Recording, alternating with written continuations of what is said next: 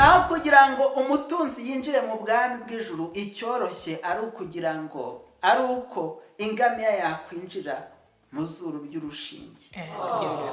Gira ngo izuru ry'urushinge urariza ukuntu ringana, uretse n'ingamiya isazi yo yanyura mu zuru ry'urushinge. Isazi ahubwo oya. Yesu rero ati ibyo ntibishobokera abana b'abantu, ariko ku Mana bigenza gute? Birashoboka. Ku Mana birashoboka. Ni ukuvuga ngo ibyo tubona ko bidashoboka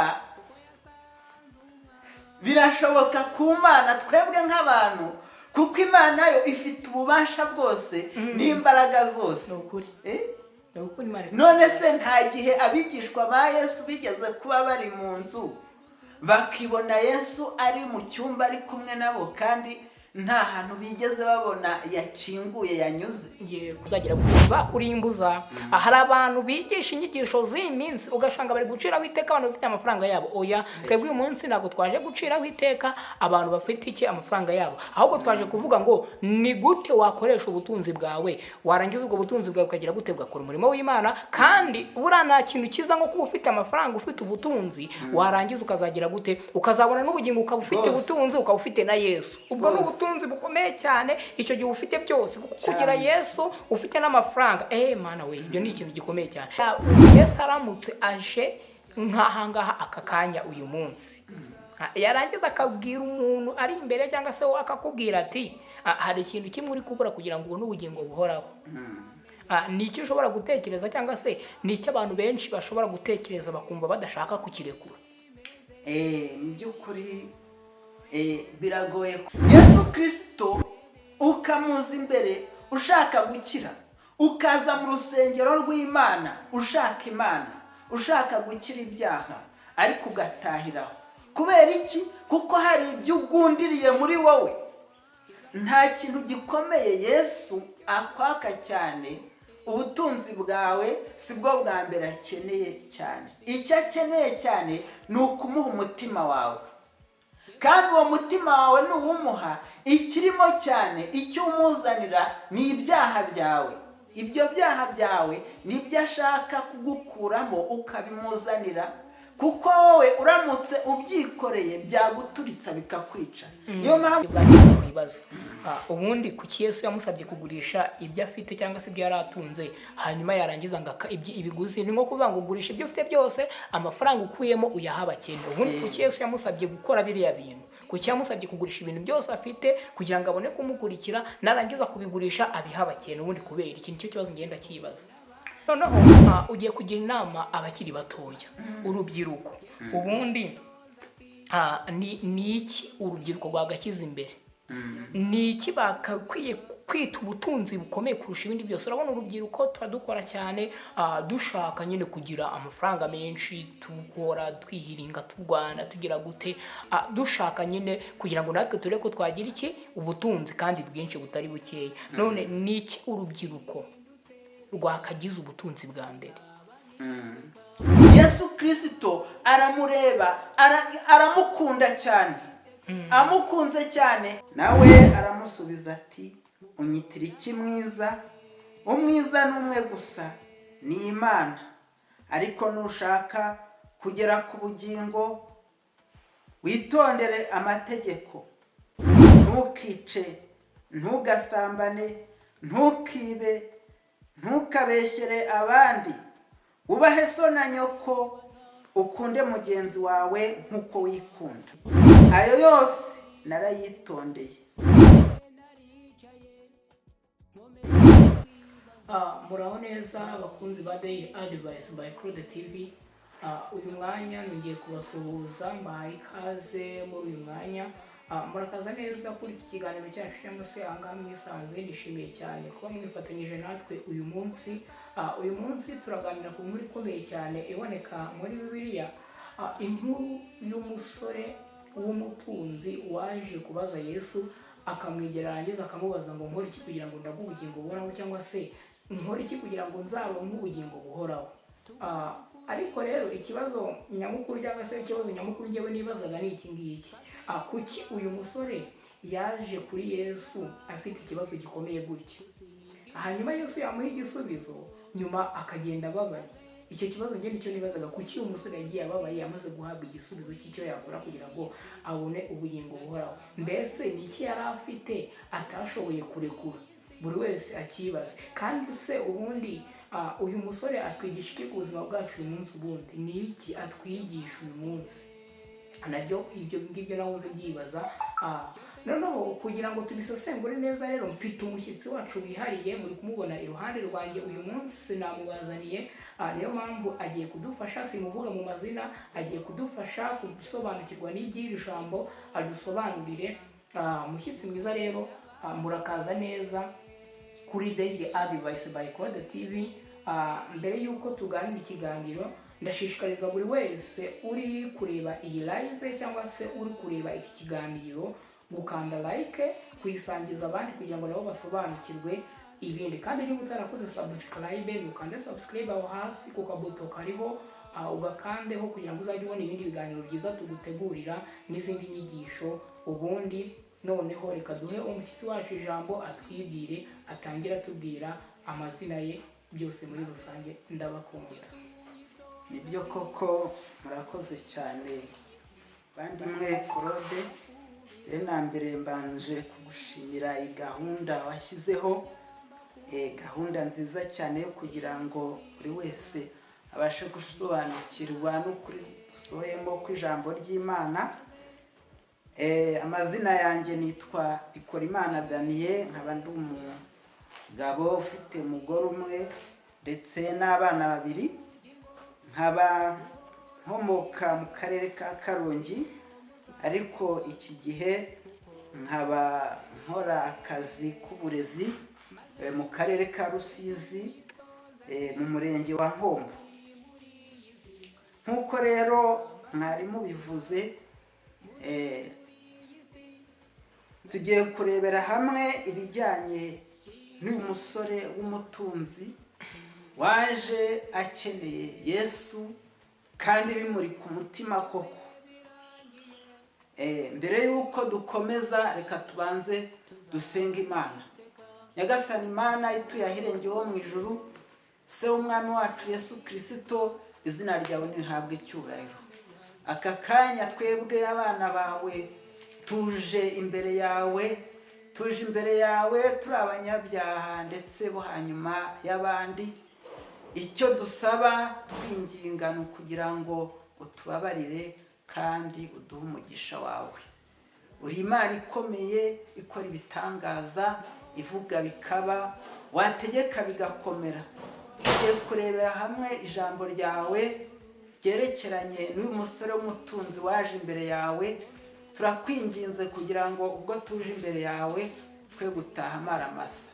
Reka umuntu wese wumva ukuri kw'ijambo ryawe abashe guhitamo, kandi ubwo uzagaruka ye kuzatakira imisozi n'ibikombe, ahubwo azitere hejuru avuga ati, ngiriye Imana yacu twategereje, ituzaniye agakiza. Twisabye mu izina rya Yesu, Amen.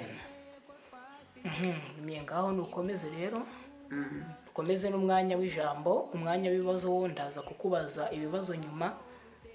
Komeza n'umwanya w'ijambo, umwanya ni uwawe.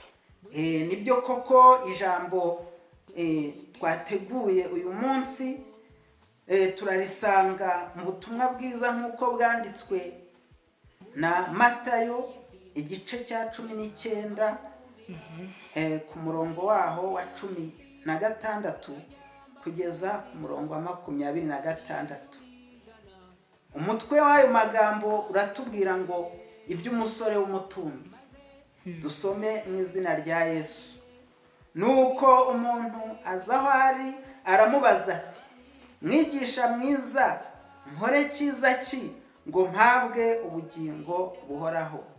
Nawe aramusubiza ati, unyitira iki mwiza? Umwiza ni umwe gusa, ni Imana. Ariko nushaka kugera ku bugingo, witondere amategeko. Aramubaza ati, ni ayahe? Yesu aramusubiza ati, ntukice, ntugasambane, ntukibe, ntukabeshyere abandi, ubahe so na nyoko, ukunde mugenzi wawe nk'uko wikunda. Ku murongo wa 20, uwo muhungu aramubwira ati, ayo yose narayitondeye, none icyo nshigaje ni iki? Yesu aramusubiza ati, nushaka kuba utunganye rwose, genda ugurishe ibyo utunze maze uhe abakene, nibwo uzagira ubutunzi mu ijuru, uhereko uze unkurikire. Uwo musore yumvise iryo jambo agenda afite agahinda, kuko yari afite ubutunzi bwinshi. Yesu abwira abigishwa be ati, ndababwira ukuri yuko biruhije ko umutunzi yinjira mu bwami bwo mu ijuru. Ndetse ndababwira yuko icyoroshye ari uko ingamiya yanyura mu zuru ry'urushinge, kuruta ko umutunzi yakwinjira mu bwami bwo mu ijuru. Abigishwa babyumvise barumirwa cyane bati, ubwo bimeze bityo, ninde ushobora gukizwa? Yesu arabitegereza arababwira ati, ibyo ntibishobokera abantu, ariko ku Mana byose birashoboka. Imana ihire gusomwa kw'ijambo ryayo. Tumaze gusoma amagambo atari makeya, kubera ko ijambo ry'Imana ku mukiranutsi rigira umumaro mwinshi, kandi naho waba ari umurongo umwe uba ufite ubusobanuro bukomeye cyane. Inkuru dusomye ni inkuru ibabaje, aho umusore w'umutunzi yavuye imuhira agasanga Yesu, akeneye kumenya icyo yakora kugira ngo azaragwe ubugingo buhoraho. Ariko Yesu arakimubwira ndetse aranakimusobanurira neza, ariko agira intege nkeya, biramunanira kubera impamvu z'ubutunzi bwinshi yari afite. Kuko Yesu yamubwiye ati, uwo musore yaravuze ati, icyo nakora ni iki kugira ngo mpabwe ubugingo buhoraho? Yesu aramubwira ati, witondere amategeko y'Imana. Aranamusobanurira ati, ntukice, ntugasambane, ukunde mugenzi wawe. Uwo musore aramubwira ati, amategeko narayitondeye, ariko icyo nakora ni iki kugira ngo mpabwe ubugingo buhoraho? Ariko hagati aho nuko Yesu yerekana yuko kugira ngo umuntu abone ubugingo buhoraho hagomba no kubaho umuntu akomeza amategeko y'Imana atayica. Yesu amubwira ikintu gikomeye cyane, aramubwira ati, ushigaje ikintu kimwe gusa, genda ugurishe ibyo utunze byose, uhereko uze unkurikire, kandi mbere y'uko unkurikira ibyo bintu uraba wabifashishije abakene.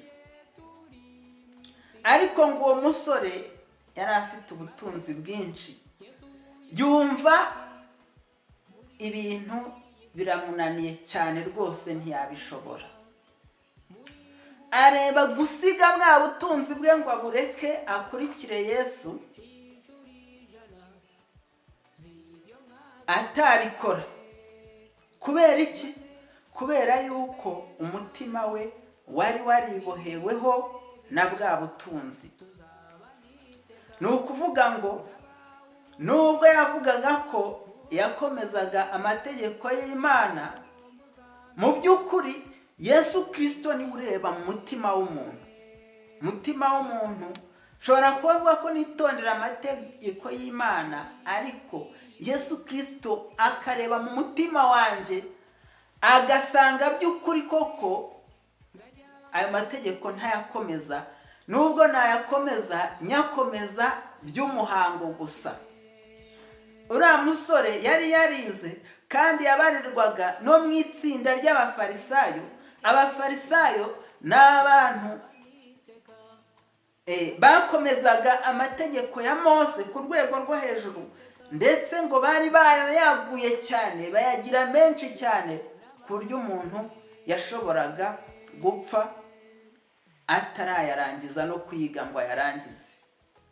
Ariko uwo musore w'umutunzi akaba yarakomeje amategeko mu buryo bwa gifarisayo, mu buryo ndetse Yesu amaze kuboneka ku isi, abafarisayo batamwemeye kandi bibwiraga ko bakomezaga amategeko. Iyo barakomezaga amategeko nk'uko bikwiriye, ntabwo baba baranze Yesu. Yesu rero abwira uwo musore w'umutunzi, kuko yarebaga mu mutima we akabona ubwo butunzi bwariboheye ku mutima w'uwo mutunzi, kugira ngo abashe kubona ubugingo buhoraho, ari uko abasha kumutandukanya n'ubwo butunzi. Abona nta kundi yakora uretse yuko umusore atandukana n'ubwo butunzi. Ubwo butunzi bwari bumukomereye kugira ngo atandukane nabwo. Ariko umuntu iyo yamaze kwiha Imana, yayitangiye burundu. Nta kintu na kimwe umuntu wihaye Imana yavuga yuko atakwegurira Yesu ngo amukurikire, kuko hari abari baramaze kubikora. N'ikimenyimenyi Petero we yaravuze ati, ko twe twasize abagore bacu tugata amazu yacu n'amasambu yacu, twebwe tuzagororerwa iki? Yesu aramusubiza ati, muzahabwa ubugingo buhoraho, kandi ibyo mwasize muzabikubirwa inshuro 100. Kuvuga ngo uriya musore w'umutunzi yananiwe gukora icyo ba Petero bari barashoboye. Kandi uwo musore w'umutunzi Yesu Kristo aramureba, aramukunda cyane. Amukunze cyane, abona ari umuntu uzagira umurimo ukomeye ndetse n'umumaro ukomeye cyane mu bwami bwa Yesu. Yesu Kristo ashaka kugira ngo amwinjize mu ntumwa ze, amukoreshe, ariko abanje gutandukana ndetse na bwa butunzi bwe. Mu yandi magambo, nubwo yavugaga ko yakomezaga amategeko y'Imana, ariko ubutunzi bwari bwaramubereye ikigirwamana.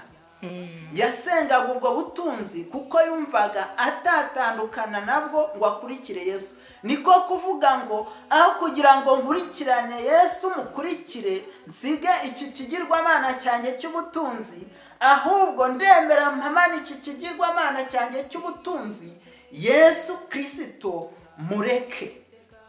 Maze abigishwa ba Yesu, kuko babonaga uwo musore w'umutunzi yarize amashuri kandi ari umuntu ukomeye, bimunaniye gukurikira Yesu, niko kwegera Yesu baramubaza bati, ubwo binaniye uriya muntu twemeraga ko ari umuntu ukomeye w'igihangange, twebwe byashoboka bite?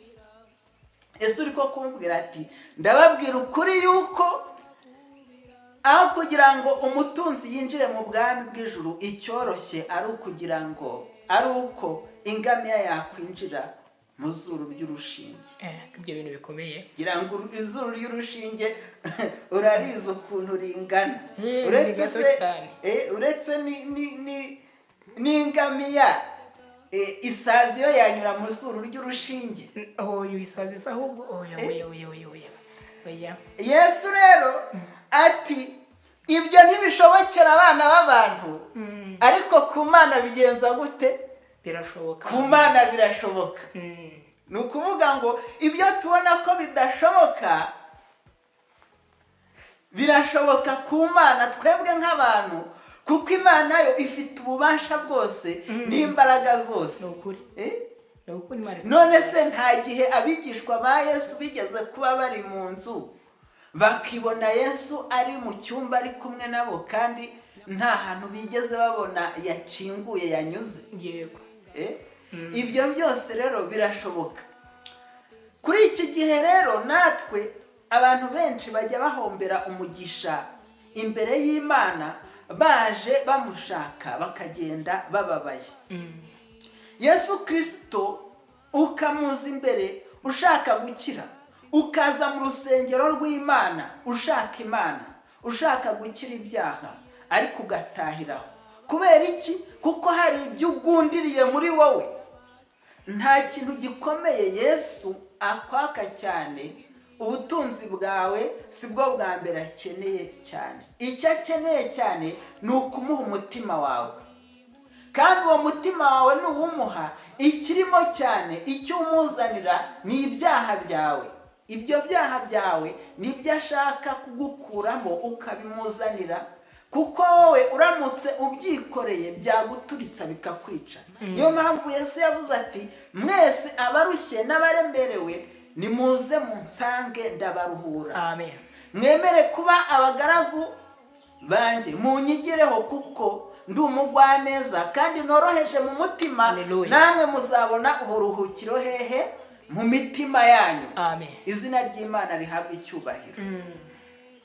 Hari igihe umuntu ashobora kuba mu itorero ariko uba imbere y'Imana ndetse uri n'umwigisha ukomeye ndetse waraminuje mu by'amategeko, ariko hari ikintu kimwe wagundiriye wanze kureka cy'icyaha. Ahari ni ubusambanyi, ahari ni icupa ry'inzoga, ahari ni imyenda ikojeje isoni. Ibyo byose Yesu ari kukubwira ngo tandukana nabyo, uze ugenze gute? Unkurikire, kuko ndi umugwaneza, niho uzabona ubugingo buhoraho. Ni ahacu natwe rero uyu munsi kugira ngo tubashe kumenya guhitamo, ari ubugingo buhoraho, ari n'ubutunzi bw'iyi si, turahitamo iki? Ari ubugingo buhoraho, ari n'icyaha twiziritseho kidufitiye inyungu tudashaka kureka, ariko noneho kikazatujyana muri gihonomu, icyo twahitamo ni iki? Yesu yongera kuvuga ati, mbese umuntu byamumarira iki gutunga iby'isi byose niyamburwa ubugingo buhoraho? Nta kintu byamumarira. Ntidukwiriye rero kuba abanenganizi, ntidukwiriye kuba abana mu by'umwuka. Iki ijambo ry'Imana riduhamagarira ni cyiza, ni icy'ingenzi. Yesu yemeye gusiga ubwami bwo mu ijuru, yemera kuza kubana natwe, yemera kuba umukene ku bwacu, birangira apfuye urupfu rwo ku musaraba rukojeje isoni. Niyo mpamvu natwe tudakwiriye kumusuzugura, kubw'urukundo rwinshi adufitiye, kubwo impuhwe nyinshi adufitiye. Reka uyu munsi ahantu umusore w'umutunzi yatsindiwe, tuba ariho natwe tubasha gutsindira. Ijambo ry'Imana ravuga ngo ibyahumetswe byose cyangwa ibyanditswe byose byandikiwe kutubera akabarore, twebwe dusohoreweho n'iminsi y'imperuka. Ibyabaye rero dukwiriye kubyigiraho bikatubera icyigisho, kandi tugafata icyemezo tukaba abantu b'abagabo. Erega kubaha Uwiteka nibwo bwenge, kandi kuva mu byaha niko kujijuka. Izina ry'Imana rihabwa icyubahiro. Yego.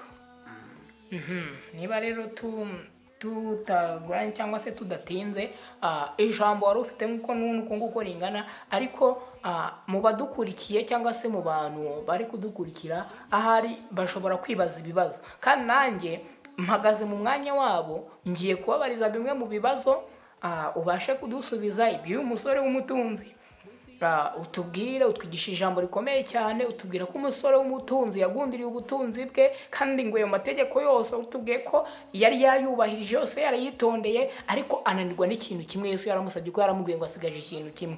None Dabiye, ubundi uyu musore w'umutunzi ubundi tubwiye muri make, ubundi uyu musore yari muntu ki? Ibyo koko murakoze. Nk'uko Bibiliya ibitubwira koko, icya mbere itubwira ko yari umusore, kandi umusore w'umutunzi. Yari yaragize amahirwe yo kugera ku butunzi akiri mutoya, kandi araniga nk'uko n'ubundi twabivuze hejuru mu cyigisho. Uyu musore yari asanzwe abarirwa mu itsinda ry'abafarisayo.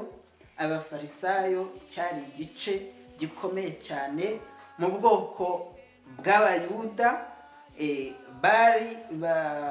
Bigaga cyane ibyerekeranye n'amategeko ya Mose, bakayihambiraho ndetse n'indi migenzo myinshi ya kiyuda.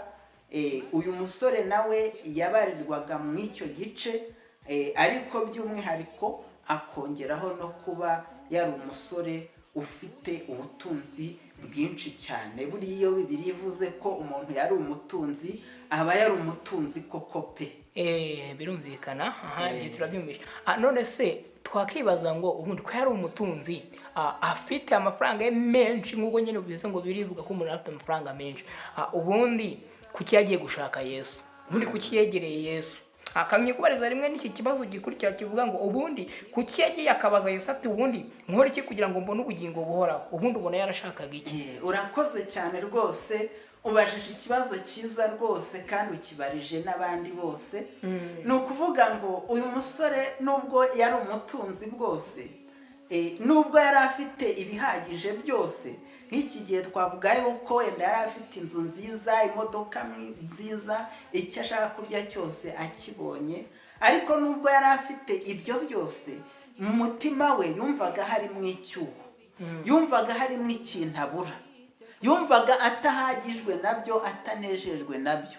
Niko kugenda akagenda, kimwe nk'uko Nikodemo yasanze Yesu nijoro, n'uyu musore nawe aragenda atanyuzwe n'ubuzima yari afite, asanga Yesu. Niko kumubwira ati ikintu nakora ni iki kugira ngo mbone ubugingo buhoraho? Nubwo yari umutunzi bwose, nta bugingo yumvaga azapfa, ibyo bikarangira akumva iby'ubutunzi ntacyo bimumariye. Mbese uriya musore yari amaze gusobanukirwa yuko ashobora kuzarimbuka nubwo afite ubutunzi. Okay. Ahangaha mbashe gusobanukirwa. None se ubundi ikibazo nshobora kwibaza, ese ikibazo cyari ubutunzi bwe, cyangwa se umutima we wari waramaze kwigarurirwa n'ubutunzi bwe cyane? Ikibazo ntabwo cyari ubutunzi, nta nubwo Bibiliya iciraho abatunzi. Muri Bibiliya tubona ingero nyinshi z'abatunzi, nka Aburahamu na Yobu bari abatunzi ariko bagakiranukira n'Imana. Ikibazo cyari uko nk'uko bigaragara, nk'uko finally icyemezo yafashe, yashyiraga imbere cyane ubutunzi, akabushyira imbere kuruta Imana, akaburutisha Imana. Ntabwo rero ni ikosa rero kugira ngo impano z'Imana tuzirutishe uwaziduhaye. Naho ubundi gutunga ubutunzi ntabwo ari ikibazo, kuko abatunzi bagira uruhare rukomeye mu murimo w'Imana. None se ikindi kibazo abantu bakwibaza, cyangwa ikindi kibazo nanjye ubwanjye nakwibaza, ubundi kuki Yesu yamusabye kugurisha ibyo afite cyangwa se ibyo yari atunze, hanyuma yarangiza ngo ibiguzi? Ni nko kuvuga ngo ugurisha ibyo ufite byose, amafaranga ukuyemo uyaha abakene. Ubundi kuki Yesu yamusabye gukora biriya bintu? Kuki yamusabye kugurisha ibintu byose afite kugira ngo abone kumukurikira, narangiza kubigurisha abiha abakene? Ubundi kubera iki? Nicyo kibazo ngenda kibaza. Impamvu nyine Yesu Kristo yararebye, yitegereza uwo musore w'umutunzi, abona umutima we wiziritse kubwo butunzi, abona nta kindi kintu yamukorera kugira ngo abashe kumukurikira no kumukorera, uretse ko yamutandukanya n'iki? Na bwa butunzi bwe. Kandi nanone yaravuze, ntabwo yavugaga ngo atandukane n'ubwo butunzi gusa, ahubwo yaramubwiye ati ubwo butunzi ugende ubufashishe abakene. Muri iki gihe natwe hari byinshi dushobora kwizirikaho bishobora kuba byatubera ibigirwamana. Yesu Kristo kugira ngo aturonke akaba yakwemera yuko ibyo bintu tubihomba, nk'uko Pawulo yabivuze ati iby'isi byose nabitekereje yuko ari igihombo kubwo kuronka Yesu Kristo. Yego. None se ikindi kibazo mpitse nibaza, noneho utubwiye gutyo dusubije neza. Uyu munsi ngiye nshobora kwibaza ngo ese umuntu ashobora kuba umukire akaba umutunzi nk'uko iyo Bibiliya ibivuga, hanyuma ariko agakurikira Yesu by'ukuri, ariko ari umutunzi, afite amafaranga ahagije, afite ibyo akeneye byose, ariko agashobora gukurikira Yesu by'ukuri? Dusobanurire. Birashoboka cyane rwose, birashoboka cyane gukurikira Yesu kandi ukaba n'umutunzi. Icyakora cyo ni uko Yesu Kristo yavuze ko, ntabwo yavuze ko bidashoboka, ahubwo yaravuze ati biragoye. Buriya muvandimwe Claude, kugira ngo utware igikombe cyuzuye amazi no gutwara igikombe gicagase kirimo amazi make byakorohera kugira wa wundi ufite igikombe kirimo amazi make niwe byakorohera kugitwara.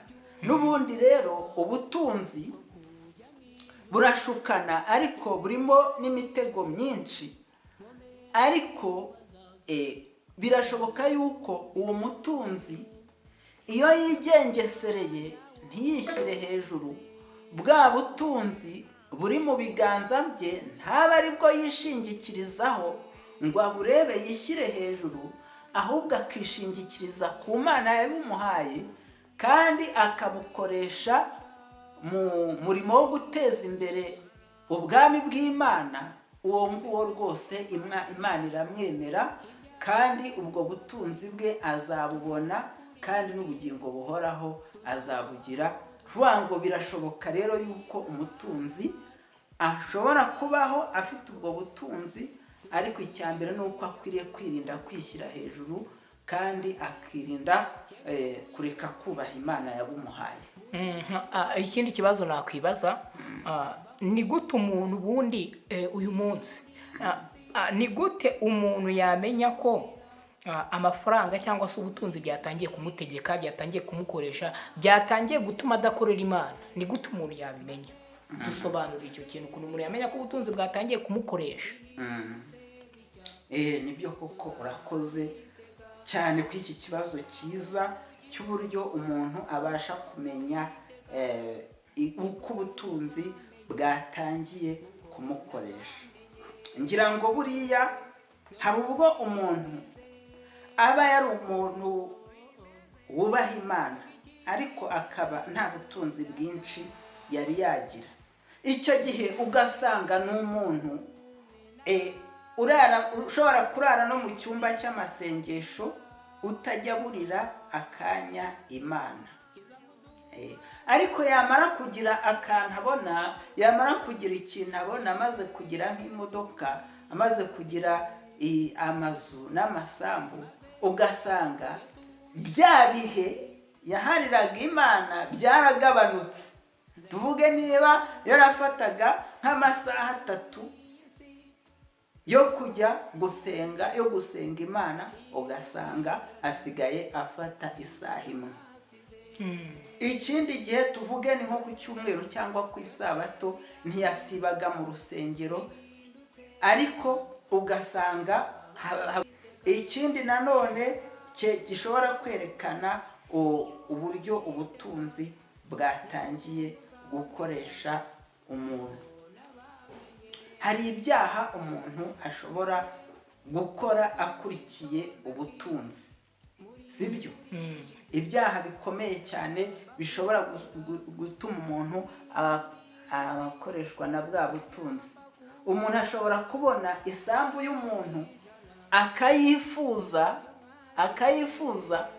ariko ubundi mu busanzwe iyo sambu atarayikwiriye, ari kubona nta bundi buryo ari buyibone, kandi mu by'ukuri atabuze ibimutunga, atabuze n'andi masambu yaba afite, ariko kubera afite inyota yo gukomeza kugira ngo arundanye bwa butunzi, bikaba ngombwa yuko anyura mu nzira zibuzanyijwe cyangwa inzira zo guhemukira abandi kugira ngo abone ya sambu mu buryo bw'uburiganya.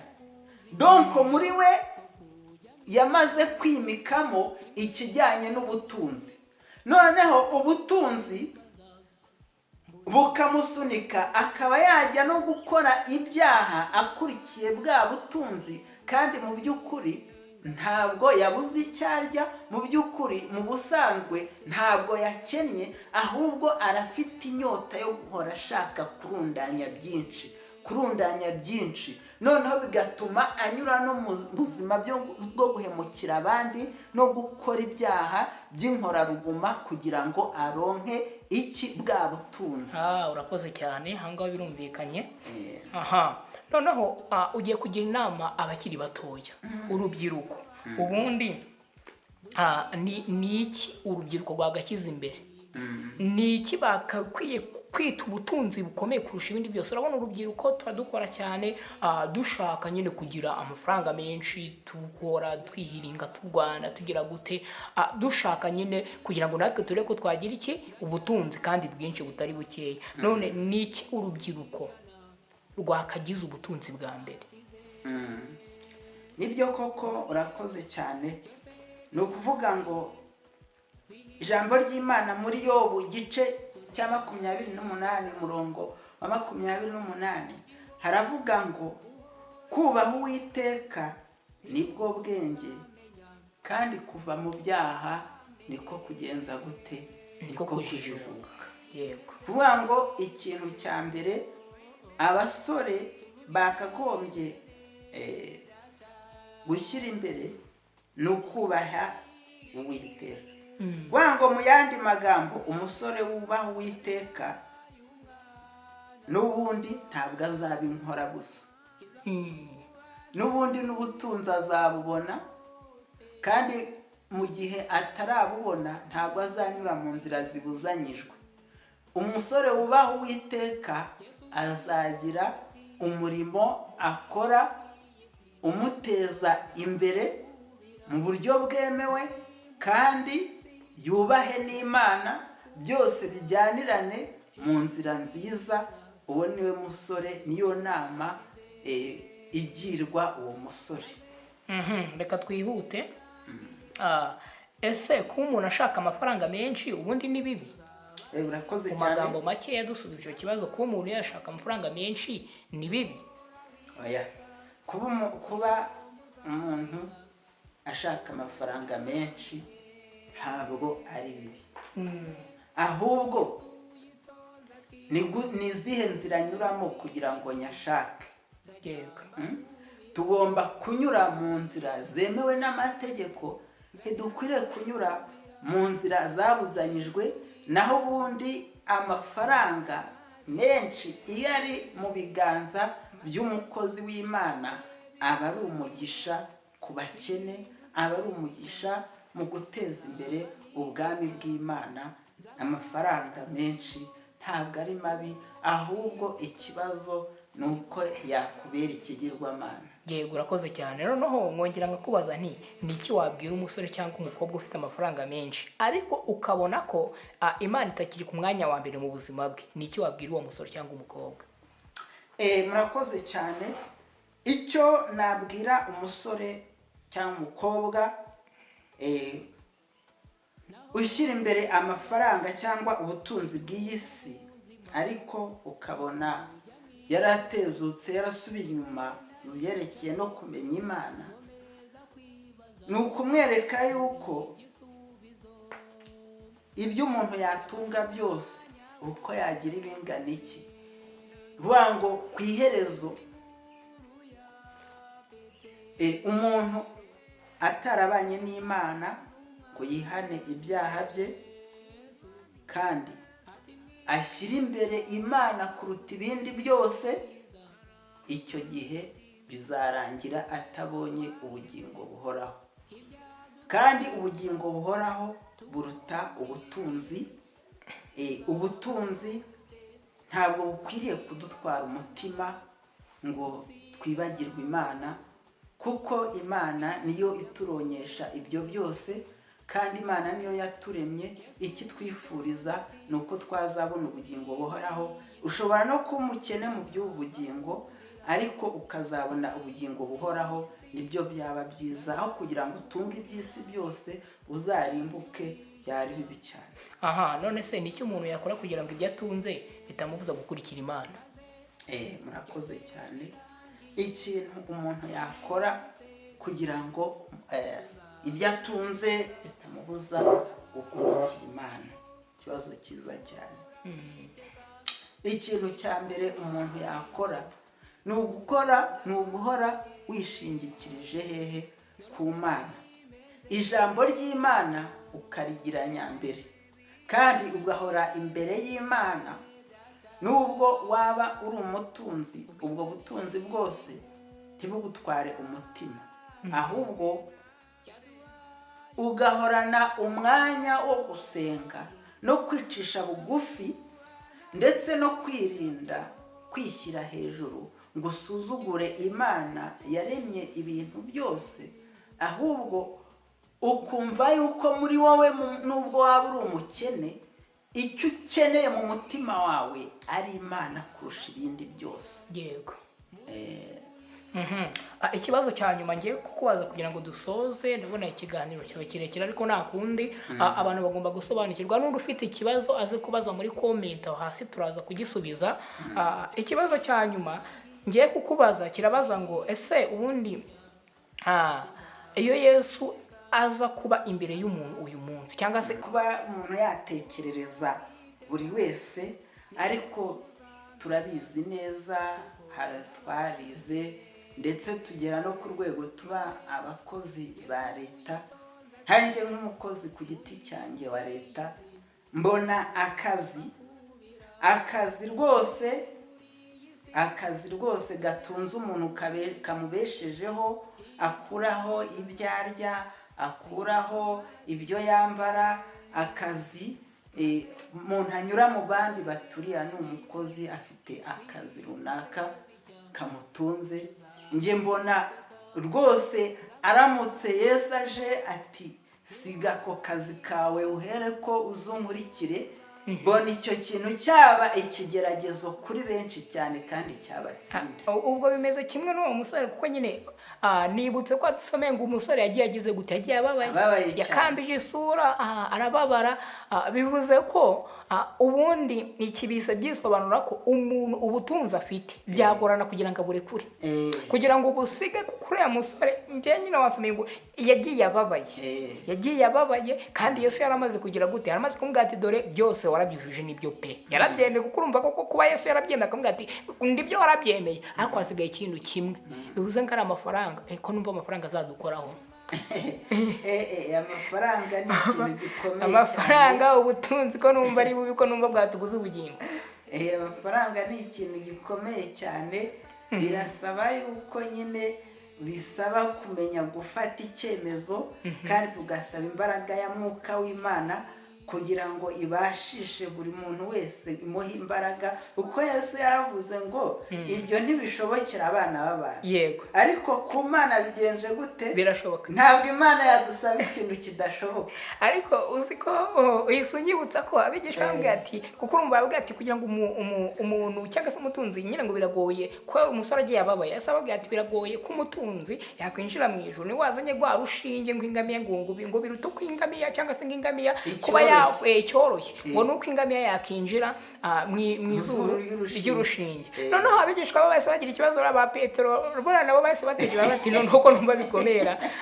Arangije abaza ati ubundi iki urumva nyine yavuze ati ikidashoboka nk'uko bivuze imbere y'abantu cyangwa se idashobokera abana b'abantu imbere y'Imana kirashoboka. Rero bantu mufite amafaranga mwigira ubwoba ngo amafaranga yanyu ngo muciriweho iteka, oya, ahubwo ayo mafaranga kuba yarakugize ikigirwamana cyangwa wayabona ko waragize ikigirwamana udashaka kuyakoresha ku murimo w'Imana, udashaka gukoresha ubwo butunzi bwawe ufite ngo ukorere Imana, icyo gihe nibwo ubwo butunzi bwawe. Niyo mpamvu rero buri wese udukurikiye mwifurize kugira amafaranga, kandi ayo mafaranga ntakakubera ikigirwamana, ahubwo ugira amafaranga ugire gute unatunge Yesu. Yesu yaravuze ngo gusenga no kwiyiriza ubusa bijya bibasha kugira ibintu bicyaha cyane birimo n'abadayimoni. Rero no kwishyira hejuru bishobora kugabanya uko kwishyira hejuru ufite amafaranga, ariko ikiza nuko wagira gute wakiga kugira umutima wo gukunda Yesu buri munsi. Damien, turagushimiye cyane kuba twagutumiye ukemera kuza. Yego.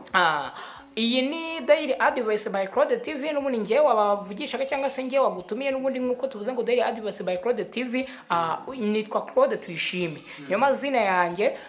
Rero ndagushimiye, ubutaha nitwongera kugukenera tuzongera tugutumire. Tugusabiye umugisha utagabanyije kuba witanze ukaza kwemera kuganiriza aba bantu.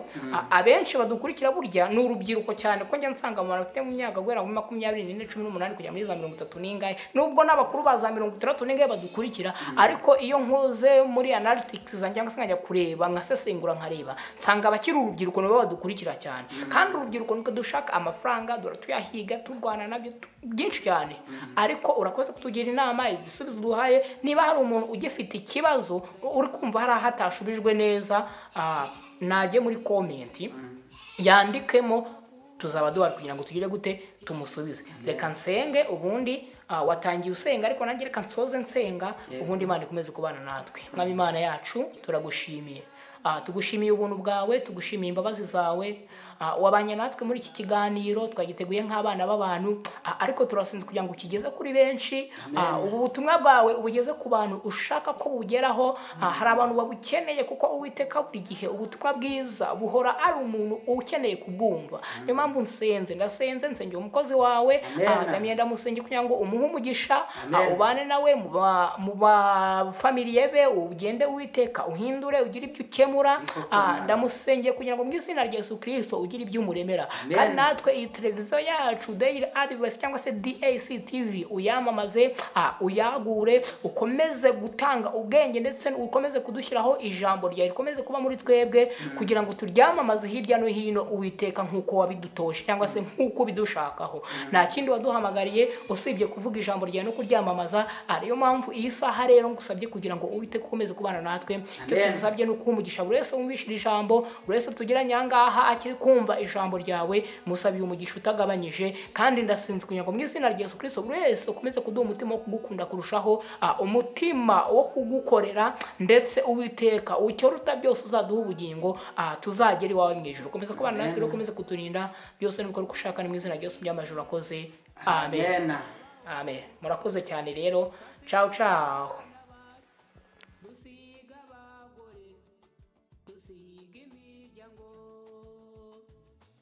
Maze Yesu yitonze ati